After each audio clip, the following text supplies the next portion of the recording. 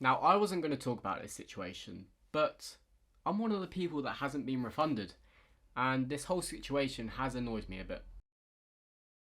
So before I go into the whole current situation, I want to talk about Clash of Creators 1, the original Clash of Creators.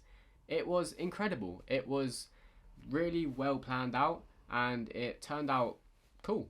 I loved how they had a mixture of small YouTubers and TikTokers with bigger YouTubers and TikTokers.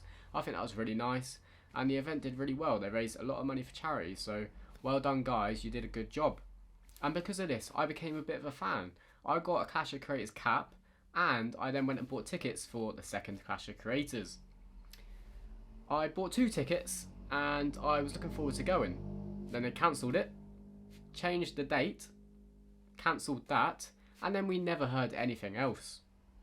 Months and months went by, and I just didn't know what was going on.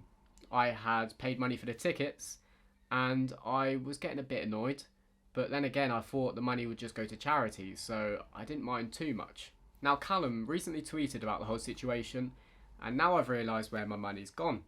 Into Tom Sharman's pockets apparently. Now I don't want to go too deep into this whole thing.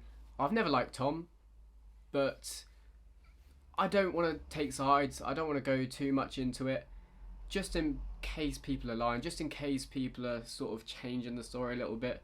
So I'm going to try and stay out of that whole sort of thing, and I just want to talk about what it's like as someone who has bought tickets. Now, if you know that the charity match isn't going to go ahead or isn't going well planned, why sell tickets to it? Like, you're selling tickets to something that is a problem. Like, they had problems with whatever they had problems with. Callum's tweet will be on screen now. I'm not going to go through the whole thing, but they had issues with the whole planning situation. So why sell tickets to something that you don't know if it's going to go ahead or not? Sell tickets once you know it's all going to go smoothly and it's all going ahead. Now I do charity matches myself, and mine are on a lot lower level, but they're still so stressful. They literally make me sick to plan because of the stress that I go through.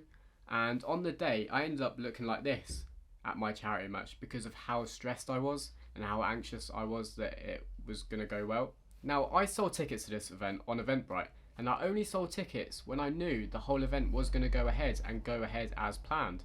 I wouldn't have sold tickets if I didn't know the exact date, I didn't know if players were going to be able to play, if I didn't know if the sponsorships were going to go through. But I knew that was all going to happen. I knew it was all going to work, so I sold tickets.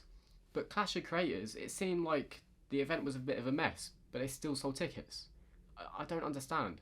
Now, the thing that annoys me most about this whole situation is the fact that they left everyone out of the blue. They sort of updated us with the rearranged date, but then once that was cancelled as well, we heard nothing. We didn't know what was going on. We didn't know where our money had went to.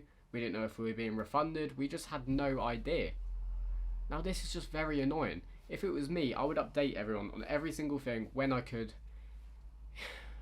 I know Callum couldn't really say much because of everything that was going on, and Callum couldn't get in contact with certain people, but still he should have been trying to update us as much as he could. Now I'm not hating on Callum. I played football with Callum at a charity match, and he's a nice guy. I'm not hating on him. I'm just hating on how the whole situation was handled. Now from a planning perspective, it's hard, but you can't leave fans and people who have bought tickets just out of the blue. Like I'd be so worried myself if I left people out of the blue for that long. Because people have paid money, and I just feel like everyone hates me that I've made people pay money and then not doing the event as planned. I just don't get how they could go so long without saying anything. Now this whole situation hasn't even been resolved yet. Tom's saying that he's refunding people, but only refunded 33%. I've heard absolutely nothing. I haven't been refunded. Will I get refunded? Who knows? But yeah, that's my sort of opinion on the whole situation. But yeah, I hope you guys have enjoyed. Leave a like, subscribe, turn on notifications, and goodbye.